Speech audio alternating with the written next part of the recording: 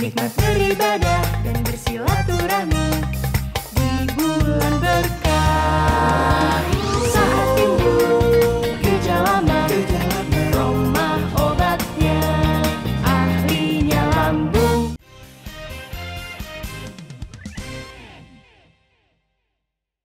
Dipersembahkan oleh karena saya mendukung dia, saya merasa punya kepentingan mengkritik dia juga kan. Oke, baik. Nah, saya juga berharap teman-teman yang mendukung Pak Jokowi misalnya ya, dikritik lah. Jangan nanti kita yang ngomong jadi kita yang jelek. Padahal kalau teman-teman langsung ngomong ke Pak Jokowi barangkali akan beda.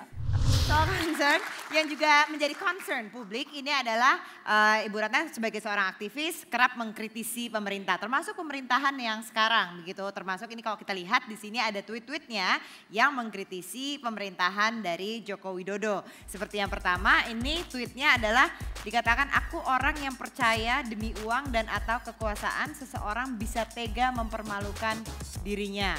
Kemudian ini juga ada nih, entah siapa yang kasih ide norak kepada Pak Jokowi, yang pasti ide ini menyesatkan, ide yang membuat beliau tampak sebagai hedonis tulen dan membuat rakyat semakin banyak yang mendukung gerakan 2019 ganti presiden. Ini aku membela Pak Jokowi sebenarnya kan kalau dilihat. Oh, ini justru membela Pak Jokowi? Iya. Tapi kalau dikatakan hedonis tulen di sini Bu? Ya memang ketika dibuat seperti ini kan siapa yang berani beli motor kayak gituan, mahal itu. Tapi ini produk lokal loh, bukan Harley Davidson loh nih. Oke, di tweet berikutnya. Begitu juga dengan rezim kondisi bangsa yang carut marut akibat ketidakmampuan pemerintahan yang sekarang mengelola negara menuntut lahirnya pemerintahan baru yang cerdas, yang punya wibawa dan tegas, serta punya rasa nasionalisme yang tinggi dan matang. Jadi kalau Ibu bilang di sini pemerintahan baru yang cerdas, punya wibawa yang tegas dan punya rasa nasionalisme tinggi. Ini dirasa nggak dimiliki oleh pemerintahan yang sekarang? Oh iya dong. Ya bagaimana semua harta kita pindah ke kekayaan alam kita pindah ke asing. Terus mungkin yang paling melukai menurut saya buat masyarakat kecil terutama mereka. Saya menangani kasus di Morowali di mana jadi kalau kita kan selalu meributkan ini TKA yang dari Tiongkok akan menyengsarakan pengangguran, ya kan? Kalau dari kasus yang saya terima dari Morowali bukan itu yang terjadi. Mereka yang dari dulu kerja di tambang batubara itu sekarang tersingkir, semua digantikan oleh buru-buru dari Tiongkok dan itu termasuk kepada tenaga-tenaga kasar, tukang sapu, tukang sopir truk. Ya buat saya itu sangat tidak punya nasionalisme lah. Presiden kita pilih untuk rakyat. Negara dibuat karena rakyat dan untuk rakyat. Jadi kalau rakyat jadi tersingkir karena lebih mengutamakan tenaga kerja asing, saya nggak tahu apa perjanjian Pak Jokowi dengan Tiongkok, tapi buat aku kenyataan ini menunjukkan beliau kurang kepekaan nasionalismenya, kurang lemah. Nasionalis. Olga setuju dibilang katanya pemerintahan sekarang tidak nasionalis? Kalau aku lebih tertarik untuk bertanya kepada Ibu Ratna, kan Ibu Ratna sangat concern terhadap pemerintahan sekarang dan juga beberapa tweetnya tidak mengkritik tapi memberitahu kepada Bapak Presiden kita Jokowi. Nah, di mata Ibu Ratna sendiri, apa sih hal-hal baik yang sudah dilakukan Pak Jokowi selain tadi yang dikritisi yang begitu banyak mungkin dikritisi? Saya beberapa hari yang lalu di TV One mengkritik Pak Jokowi tentang sertifikat. Setelah saya pelajari dan saya diserang sama politisi dari PDIP, dianggap saya hoax gitu. Ya, tapi ya itu kesalahan saya juga, berarti saya tidak mempelajari betul itu apa. Itu bagus menurut saya bagi-bagi sertifikat itu ya, walaupun tetap ada kekurangannya karena kita juga punya kasus-kasus agraria yang sangat udah mangkrak gitu tentang tanah-tanah rakyat, penduduk asli di Papua di mana yang oleh para investor itu kan itu juga sesuatu yang harus ditangani. Tapi bahwa sertifikat itu akhirnya I agree, it's good. Tapi Ibu juga pernah mendukung Pak Jokowi bukan? Pernah juga mendukung Pak Jokowi kan? Saya sebenarnya kecewa pada beliau ketika beliau memutuskan jadi presiden.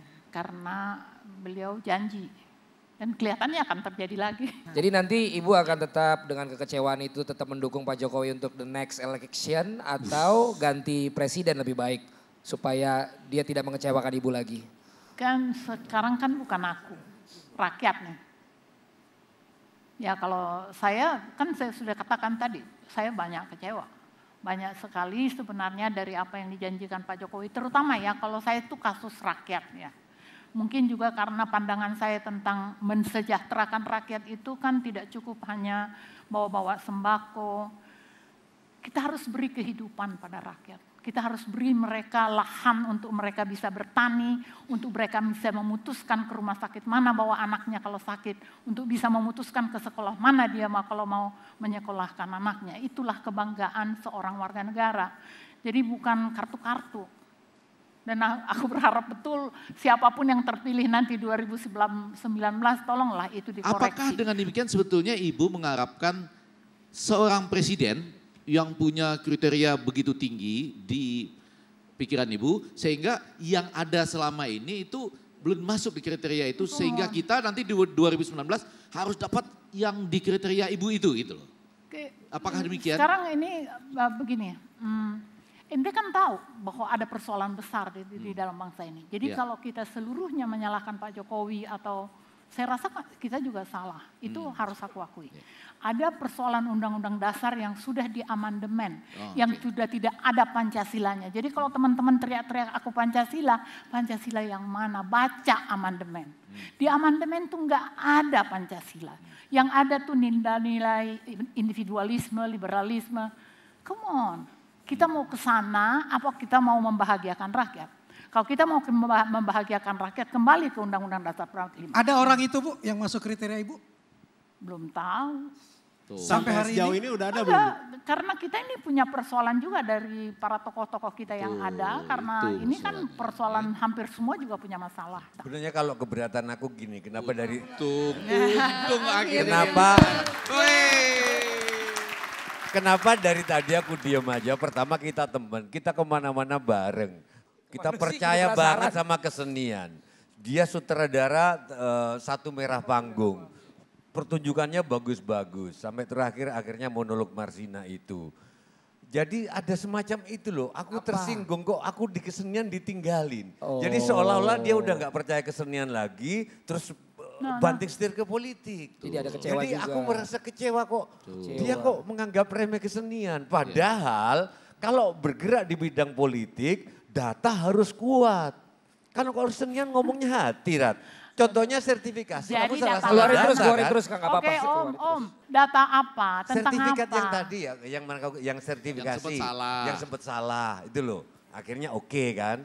Karena ada banyak teori ngomong soal utang aja. Menurut ekonom ini oke utang Indonesia, menurut yang ini enggak. Ya, karena kita sudah memang, ya itu akibat Nah, dari daripada amandemen. begitu, Amandemen itu dari 2003. Kita nggak punya ilmunya di situ, ilmu kita di kesenian. Kenapa gak di kesenian aja gitu loh, itu Kamu maksudku. ngapain memprovokasi gue?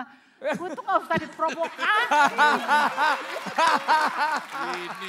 Kan itu. Benar nggak megang mic dari tadi? Itu ada ilmu. Benar nggak megang mic dari tadi? Itu ada ilmunya. Jadi itu pasti ada ilmu lain yang lu punya yang gue gak mengerti ya. Oke, nggak bertentangan. Tapi kok kenapa jadi pemarah sekarang? Ya. Oke, kita putarkan ini ada video untuk Ibu Ratna. Kalau dalam satu keluarga tuh ada yang selalu lucu dan bikin ketawa, nah itu tuh ibu saya. Emang dari dulu ibu saya tuh orangnya kocak. Sering banget ketawa gara-gara dia, kelakuannya ada aja. Jadi memang kalau di luar sana orang beranggapannya selalu yang keras, karena ya beliau kan memang aktivis ya. Jadi beliau menyuarakan apa yang menurut beliau perlu disuarakan, dan apa yang dia suarakan memang ya begitulah caranya. Tapi di rumah tuh ya gitulah, santai. Dia orangnya lucu, dia adalah sahabat buat anak-anaknya, sangat terbuka Dari dulu tuh saya selalu ngelihat ibu saya itu lebih seperti sosok sahabat instead of ibu. Ya tetap ibu, menghormati sebagai ibu, tapi kenyamanannya untuk ngobrol itu lebih seperti seorang sahabat. Benar dong berarti kata Mbak Tejo. Sebenarnya orangnya lucu. Ibu dulu waktu muda juga bicaranya pelan, lembut gitu Bu ya. Emang Terus, sekarang enggak? Enggak, sekarang kan agak kelihatan marah nih gitu ya. Siapa? Seperti Atika? Iya. Kan yang melahirkan Atika saya, yang melahirkan saya orang lain, ibu saya. Oke. Jadi gimana tuh? Jadi gimana ya? Sekarang kita masuk ke rapid fire segmen Ibu. Jadi kita minta Ibu untuk memilih antara dua pilihan ini yang kita sudah sediakan di sini. Kita mulai dari sekarang, silakan. Antara dua orang ini mana yang Ibu pilih? Fadlizon kali ya. Fadlizon, oke. Yang kedua. Kita hadirkan. Antara Kiflan Zen dan Sri Bintang Pamungkas. Sri Bintang. Sri Bintang, oke. Yang ketiga. Ahmad Dhani, Neno Warisman. Aku gini, aku harus kasih alasan kenapa aku suka sama Dhani. Oke, kenapa? Saya menulis kayak proposal kecil tentang permasalahan bangsa ini kepada 10 seniman. Oke, termasuk Ahmad Dhani di sini. Oke, jadi Ahmad Dhani. Berikutnya, silakan. Anies Baswedan atau Sandiaga Uno? Sandi, apa nih Anies kali ya? Oke, tapi kata yang keluar Sandi loh tadi barusan. Yang terakhir, silakan. Aku nggak bisa bilang favorit ya, tapi aku mungkin karena lebih dekat dengan Prabowo, saya lebih percaya dia. Lebih percaya dengan Pak Prabowo. Pak Prabowo. Oke, itu adalah segmen terakhir kita. Terima kasih banyak Ibu Ratna sudah bergabung bersama kami. Selfie. Tetap mau selfie. Oke, kalau gitu silakan maju ke depan. Bu Ratna boleh ke tengah-tengah sini. Saya terus sih selfie. Kang Maman, tapi kita udah siapin dulu belum catatannya? Ini barusan marah sama saya. Oh, udah siapin catatannya. Ibu, kita dengerin dulu catatan dari Kang Maman. Silakan. Selfie aja dasar Kang Maman. Ada dua. Satu, ada kalimat menarik dari Ratna Sarumpait. Apa salahnya warga menghubungi pemimpinnya jika ia menghadapi masalah? Jangan melihat aduan ini semata untuk Ratna, tapi sebagai warga. Persis seperti kata Effendi Ghazali. Yang salah itu kalau ada diskriminasi. Kalau pemimpin hanya menerima aduan pendukungnya dan tidak menerima aduan bukan pendukungnya. Jadi kalimat Ratna yang wajib didengar di sini harus tegas pada semua pihak. Yang kedua, cara menyikapi komentar di medsos, kata Ratna, bicara kasar, tidak sopan di halaman rumah saya, jawabannya hanya satu, blok. Dan saya senang dengan kalimat awal Ratna tadi, yang menurut saya sebuah kerendah hatian yang mungkin tidak banyak orang pernah dengar dan jarang keluar dari mulut Ratna. Kalimat Ratna begini atas tanggapannya terhadap video penderekan mobilnya. Mungkin karena saya berlebihan marahnya. Dan saya sebenarnya nggak happy dengan kelakuan saya. Juga kalimat ketika dibantah dalam sebuah talk show. Ya ini kesalahan saya karena saya kurang cek data. Bu, kami semua percaya. Orang baik itu adalah orang yang masih mau mengakui kesalahannya. Terima kasih Kang Maman, terima kasih teman-teman panelis dan juga Ibu Ratna. Selfie. Silakan ke depan. Ayo dong kita. Selfie dulu nih, selfie tentu aja pakai Oppo F7. Silakan Ibu, deketan aja Bu sama Valen Bu. Kelihatan dong. Ini dia nih, Oppo F7 and Leader. 1, 2. Oke. Terima kasih banyak teman-teman. Terima kasih Ibu sudah bergabung bersama kami. Terima kasih juga untuk Oppo Selfie Expert and Leader. Tetaplah bersama kami, Headline News 2021 akan hadir sesaat lagi.